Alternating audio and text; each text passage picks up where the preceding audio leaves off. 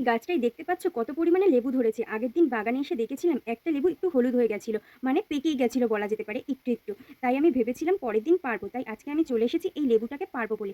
লেবুটার গায়ে প্রচুর পিঁপড়ে ধরেছিল। আর লেবুটাকে আমি ডাল থেকে ঘুরিয়ে ছেঁড়ার চেষ্টা করছিলাম। আর সেটা ছিঁড়ে গেছিল ঠিকই, কিন্তু হাত থেকে আমার পড়ে গেছিল।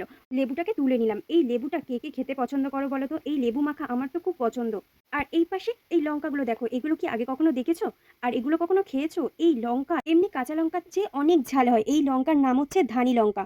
আমি একদিন এই লঙ্কা একটা তুলে খেয়েছিলাম, কিন্তু আমার কান খুব জ্বালা করেছিল। আর এই দিকে দেখতে পাচ্ছ কচু গাছের ফুল হয়েছে, তাই দেখে মনে হলো ফুলগুলো তুলে নিই। অনেক কটা গাছে ফুল হয়েছিল। একটা হলে তুলতাম না, অনেক কটা তো তাই তুলে নিলাম, কারণ এগুলো ভাতে দিয়ে খাওয়া যাবে। কচুর ফুল আমার ভালো লাগে। আর এই দিকে এই পান গাছ, এটা গাছ বেয়ে অনেকটা উঠেছে। তোমরা পান পাতা কারা খাও বলো তো?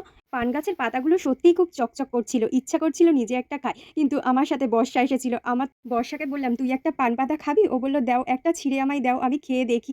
ও ছোট, ও কখনো পান পাতা খায়নি, ওর ইচ্ছে হলো, তাই ও গন্ধও শুঁকে নিচ্ছিল, দেখছিল পান পাতা থেকে কেমন গন্ধ বেরায়, তারপরে ও খেয়েই নিল।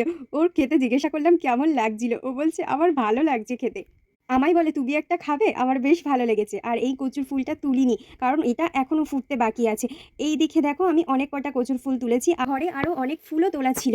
অনেক ঘোরাঘুরির পরে আমি আর বর্ষা বলি, চল বাগানে গিয়ে একটা টাটকা শশা খেয়ে আসি।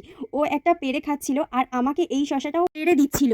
গাছ থেকে পেড়ে এরকম টাটকা শশা কার না খেতে ভালো লাগে বলো তো? আমাদের তো খুবই ভালো লাগে।